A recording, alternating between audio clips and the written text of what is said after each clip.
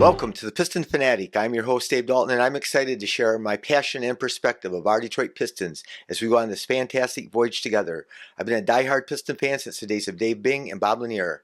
I've also been the varsity basketball coach of a very successful program in northern Michigan. Thank you for listening. Please subscribe and click on that like button too if you don't mind. But our Pistons finished the road trip 3-1, which is amazing.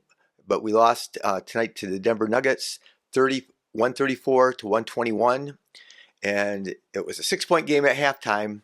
Thought we were in pretty good shape, and then things happen. Westbrook comes down, gets called for an offensive foul, pushes off on Ausar, I think, and he drives to the basket. He's all mad, and then Stewart blocks his shot, and then he pushes Stewart, and then Pistons get the ball out. Then he starts pushing on Cade, and then Cade kind of pushes him back. They call the foul on Cade. Stewart gets the technical. Then they go on a 20-8 run, which basically was when the game was decided. And I mentioned sometimes when we get the short end of the stick foul, but I don't say that we got screwed. But this game was dictated by the officials. I'm also going to talk today about it's time for Ausar to start. Start him, JB. And we're going to talk about the reasons why he should start. But yeah, it was disappointing. It's hard. Nikola Jokic has scored 37. He was 11 for 14 on free throws. He bangs into people and he bangs into people and he initiates contact. And then all of a sudden he flops a little bit and gets fouled and he gets to shoot free throws. And he's an unbelievable player, one of the greatest players I've ever seen. And it doesn't make sense a guy that slow. But his passing is just out of this world. He's got the soft touch. He just puts the ball up. If it touches the rim, it's in because he's got such a soft touch. But he gets calls and he bangs and pushes. There was one time that Ausar had his hand on a rebound, but Jokic grabbed his arm, and then the ball went off Ausar because he couldn't grab it with two hands because Jokic had his other hand. No foul.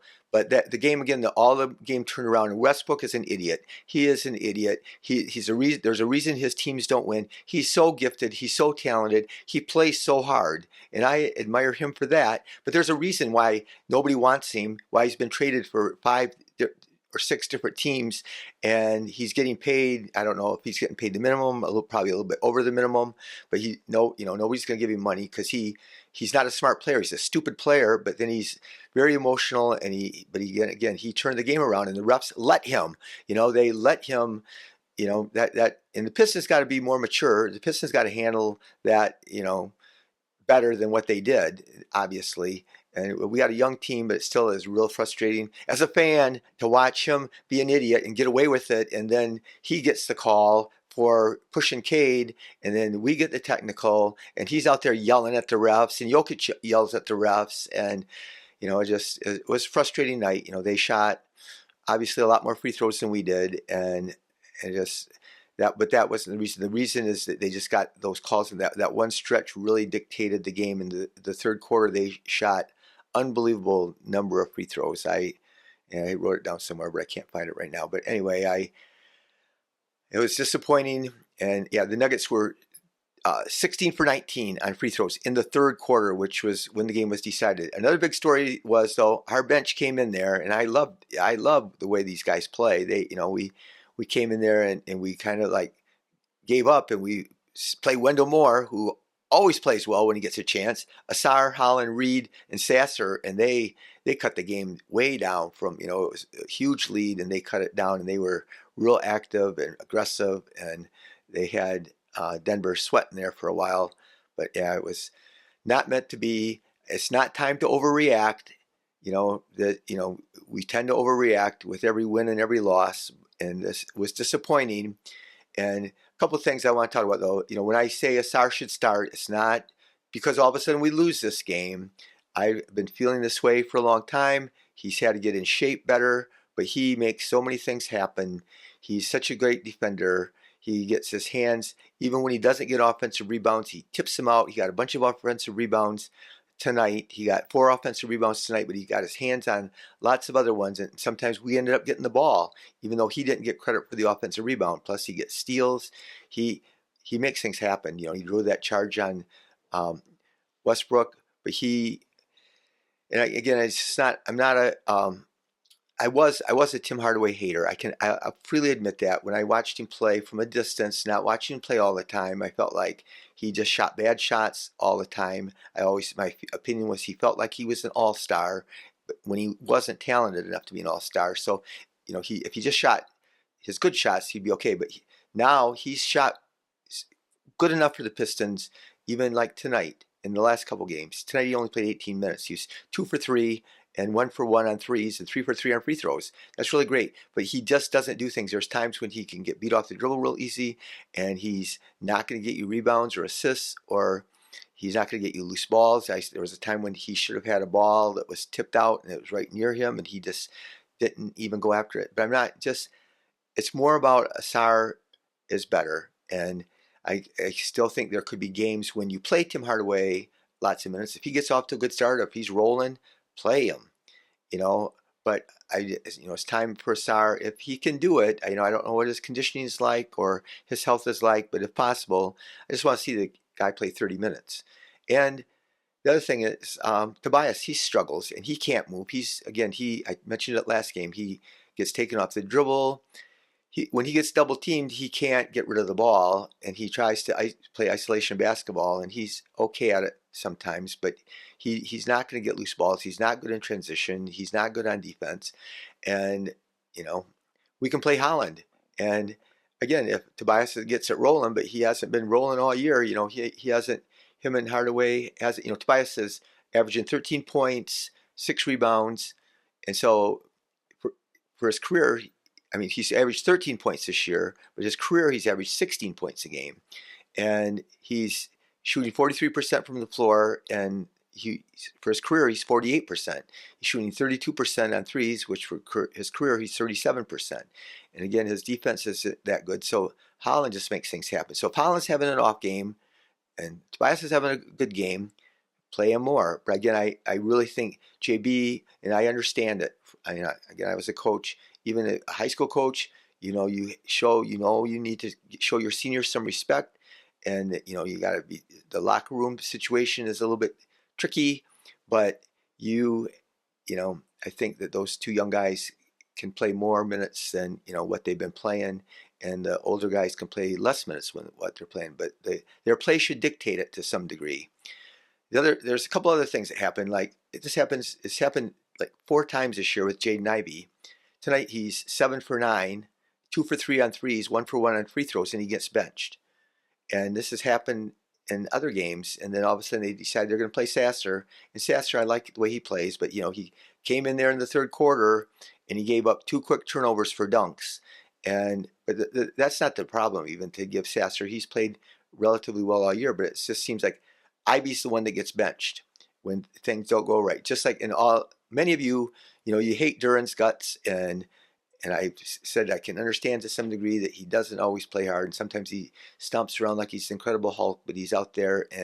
But tonight, he played only 20 minutes. He's 5 for 8 and 2 for 4 on free throws, 7 rebounds, 2 assists in 20 minutes. And when everybody wants to point the finger at somebody, it just seems like so many Piston fans always want to point to him. And Stu plays 16 minutes. I'm not just Stu. 1 for 3 shooting, 1 for 2 on threes. After he was 1 for 2 on threes, he catches the ball out there and he's got nobody within 10 feet of him, and he doesn't shoot it. So it's not like he's this 3-point threat. He gets 4 rebounds, 3 assists. He got 4 fouls and 3 points in 16 minutes. And he needs to handle his emotions a little bit better. But I was happy the way he went after Westbrook, and I'm happy that he got in his space after he pushed Cade, and he got the technical. But it's just amazing. Westbrook gets away with it. Like I said, Westbrook, the Lakers were stupid to trade for him. The Lakers gave up a whole bunch of stuff to get Westbrook, and he can't shoot, and he's not smart enough to know. His whole career, his self-awareness is mind-boggling. He keeps on shooting when he's a terrible shooter from the outside, and once in a while he makes some shots, but not usually. And so it's just interesting how it happens. And my buddy B-Ball Paul, again, I'm a big fan, and a lot of us get players that are favorites of ours. Like Ausar's a favorite of mine. I want him to play more. B-Ball Paul I like, and so I just can't understand. So even the games where Stewart or Duran are injured and aren't playing, JB has played him really limited minutes, like 13 minutes or something like that. And tonight again, he made a lot of things happen. Quite a few games he's made things happen when he's got to play, but it's very limited minutes. It's just surprising that, some people don't, and I guess that's a coach's prerogative. They see certain things. Um, yeah, so anyway, this was disappointing, but the team's not disappointing. We've already won the same number of games we won all last year. The Nuggets, they were disappointing. They're 16 and 13, and they have their own problems. And of course, and they did play back to back. They played last night, and they got throttled by I think probably the Timberwolves. But anyway, that's the first time since 2008 that we went out west and won 3 games in a row. So that's something to be said for. And I like it. I'm jumping around like I always do, but Bill Simmons, who I have tons of respect for, I don't always agree with him, but he really knows basketball history. He really follows the entire league. He watches all the teams play. Some people don't ever watch the Pistons play, including ESPN. They don't follow the Pistons. You just can watch the bottom ticker. When the Piston does good, they just don't get credit for it. Or, I don't know, after Ivy hits that 4-point play on the top stories, they list hero makes a shot, and, Shea Gilgeous-Alexander scores 45, and somebody else makes a shot. And they don't even mention a 4-point play. So that was the first time in 20 years, the second time in 20 years, Ivy's 4-point play was the second time in 20 years that a 4-point play was made with less than 5 seconds to go to win a game. And the only other guy in the last 20 years to do it was Luke Kennard, like in 2021 or 2022. So anyway, another thing that's interesting is poor Mike Brown got fired, and right after that game, so I guess he went out and really trashed his team in the press conference after the game. Do we know if he knew he was getting fired before that, or did that have anything to do with getting fired? But he threw the whole team under the bus. But I will say this: DeAndre Fox, who's in trade rumors because he's made it that way, he's a gifted, great player that everybody would want, I think. But Beasley had the ball, and there's 3 seconds left, and Fox is playing way off Ivy, and he's right next to Beasley, and we have to get a 3-point shot up. We're down by 3. So I don't know why they didn't foul. I think maybe Brown told him to foul, but Fox was playing way off Ivy. And so when the ball got passed to Ivy, he reacted late, had to run at him hard, and hacked down and made a stupid foul, and Ivy made an incredible shot. And yeah, so anyway, it was just interesting how life happens, and again, who knows what would have happened, whether they fouled him anyway or fired Brown anyway.